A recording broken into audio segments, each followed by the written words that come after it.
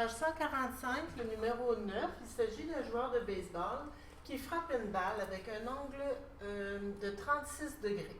On ne donne pas la grandeur de la vitesse initiale et on dit que la balle va faire sa trajectoire curviligne jusqu'au moment où cette balle-là est attrapée par le joueur.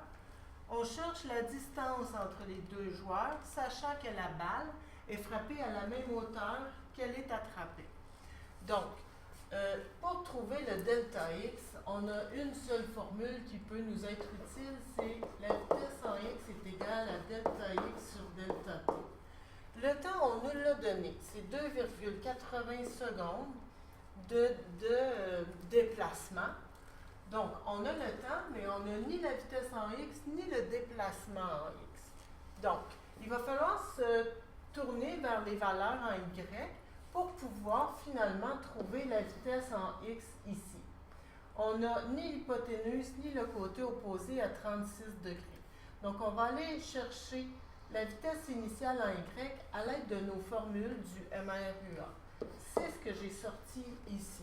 On va être capable, avec un delta y connu, puisque la balle tombe à la même hauteur qu'elle a été lancée, le delta y est de 0 mètres.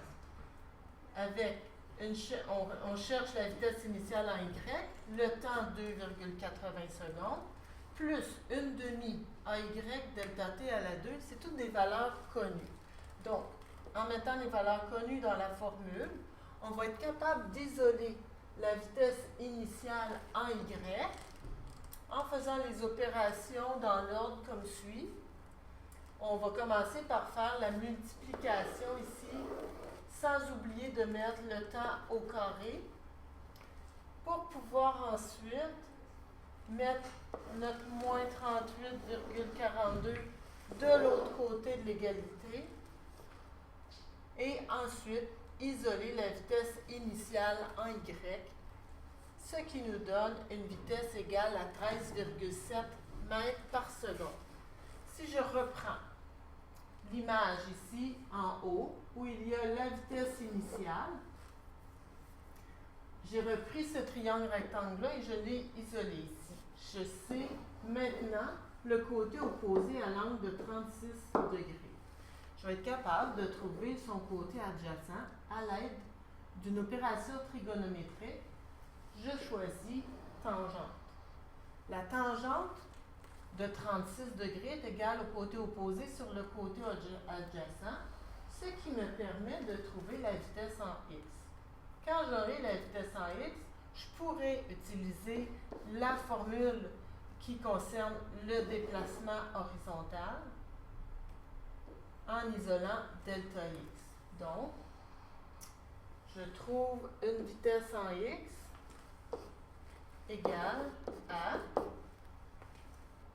18,9 mètres secondes, ce qui correspond à ce côté-là ici. La question maintenant, c'est de trouver le déplacement. Je vais pouvoir trouver le déplacement en faisant la vitesse en x, 18,9 mètres secondes, fois le temps, qui correspond à 2,80 secondes. Déplacement total, qui va correspondre à la distance qui sépare les deux joueurs, 52,9 mètres.